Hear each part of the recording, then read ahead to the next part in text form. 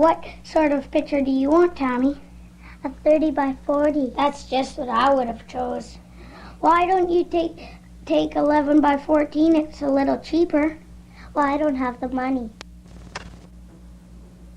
Hi, kids. Hi. How are you doing? Are you all ready for this? Yeah. You ready to take the photographs? Oh, I'd love to. Great. What's your baby's name? Fabia Heather. Are you going to put her in the photograph too? Yeah. What about you, Micah? What are you going to do? I don't know. You don't have enough money for a 30 by 40, eh? Well, I might get a wallet size. Wow, that's a wall. It's size right over there. So, well, we'll go back there and I'll help you set up, David.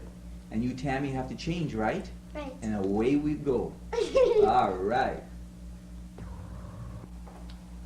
Now remember, you have to set this at F8, look right over here, and 125. That's right, there's the cable release, and you're ready to go. I'm leaving you all on your own, okay? This is how you focus. That's right.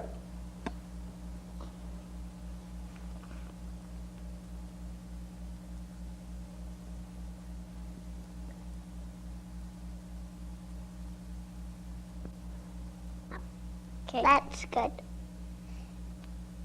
Is that fine? Yeah, that's great.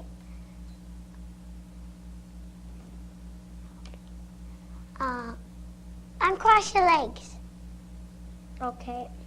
Is this good? Yeah. Go like this with your arms. Like this? No, put them on your knee. Yeah, like that. Like this? Yeah.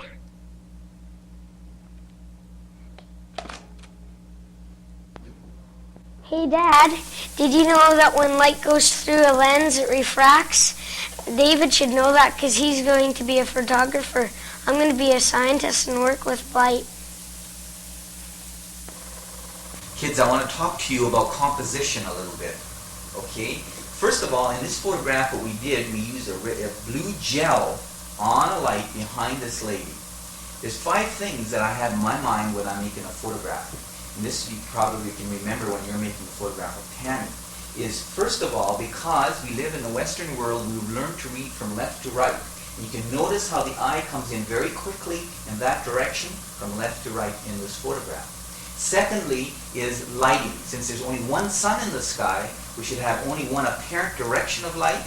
And if you look at this photograph, it looks like the light is coming in the same direction as the composition, the flow of composition. Yet I used 6 lights to make this photograph. If I only used 1 light, we would have very harsh shadows. We need highlights and shadows, otherwise it would look very flat. By using the shadows in such a way that it can sculpture the face.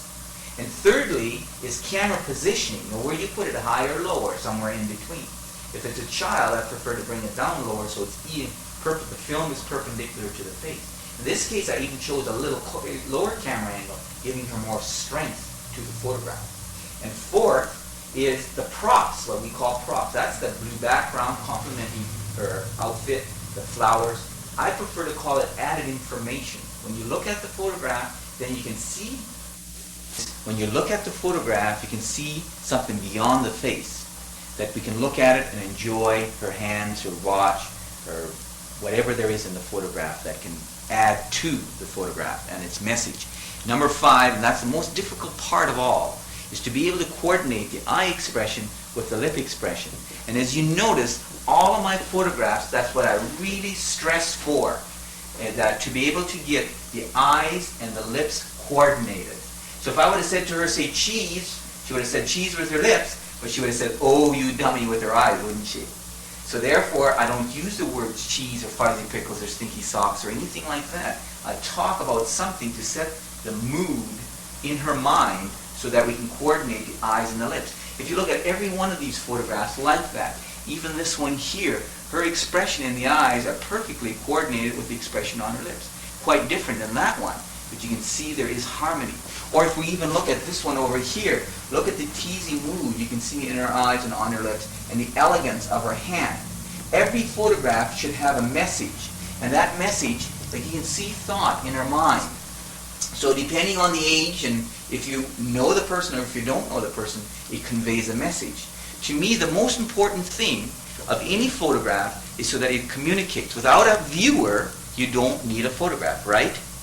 So you need a viewer. So therefore, how will the viewer anticipate or read that photograph? So Tammy, for instance, if you look at that photograph, you might say to yourself, wow, does she ever look like a model, right? And you want to be a model.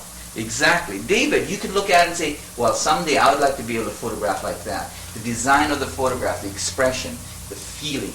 And Michael, perhaps that you want to develop, or in your scientific endeavors, a new process, a new form of photography, a new film or a new paper, stuff like that. Let's look at this one too. Now look at this girl here, and her eyes and her lips again are coordinated. The design of the hand is very narrow. We can see that she's thinking something. We don't necessarily know exactly what she's thinking, but we can fill in that thought. We call that a slow discharging photographs in photography. So it slowly discharges the meaning or the message that you might want to anticipate in that photograph. To me, the best way to explain a still photograph versus a movie is like prose, like a book. You read it. Still photography is like poetry. You know, you can read a poem once or twice or 3 times or memorize it even and keep going over it. The still photograph, you can look at it and memorize every detail and still get pleasure looking at it over and over again. I think we'll bring in Francine and she can talk a little bit about the oils, okay? All right. That's my dancing teacher.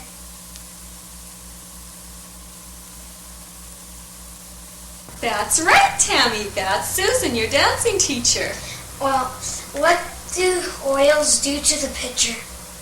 Well, actually, all oils do is emphasize the highlights and the shadows. I like oils too. Do ya? Mm-hmm. Good. Remember, kids, when we went to Hawaii in 1980? You've probably forgotten. But that's the first time that we saw oils on photographs. What the oils do is add highlights and shadows to create a feeling of depth in the photograph. They're really effective on something like this, the bridal portrait, where we can bring out the lace in her dress and even the veil. And here she had really sparklies in her hair that really come out really nice. With a photograph, you get a very realistic look that you miss with an oil painting. But the oils can add the same feel to a photograph. Then you can have the best of both.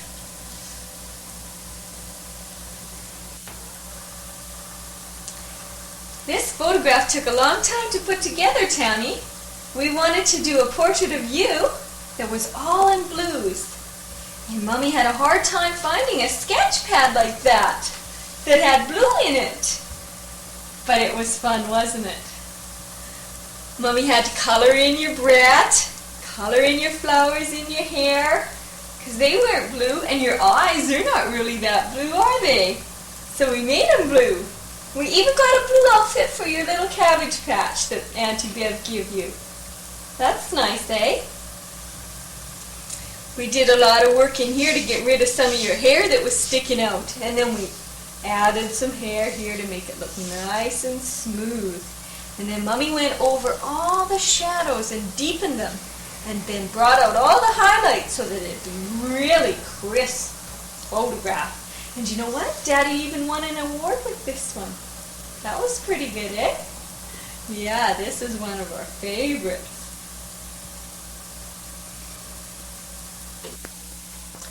I had the privilege, kids, to be in this book. It's called World Wedding Photography by Jack Curtis. There's 130 photographers from around the world that have been featured in this photographic book. And it was a particular privilege for me to be in it because I'm the only Western Canadian photographer. Plus, we got a full page in this book. There's only, I think, 6 or 8 pages that have a full page photograph. So he wrote about me very nicely, and then some of this writing I wrote about some of the photographs that we were looking at in the beginning. There's also another book that was in last year. It's on philosophy by D.H. Moore, Philosophy of Photography, and I'm the only Canadian photographer in that. This year is our 10th year anniversary, and so we decided to do something different for our customers, and we offered various specials As you can see, this is our 10th year anniversary special. I can't believe this is the end of 10 years in Moose Jaw. If somebody would have asked me beforehand what I would have thought of, but where we would be at in photography in 10 years, I would have never dreamed it would have been as successful as it has been. But I believe that the next 10 years will even be greater, and I'm looking forward to it with a great amount of expectation that the next 10 years will even be better than the past 10 years.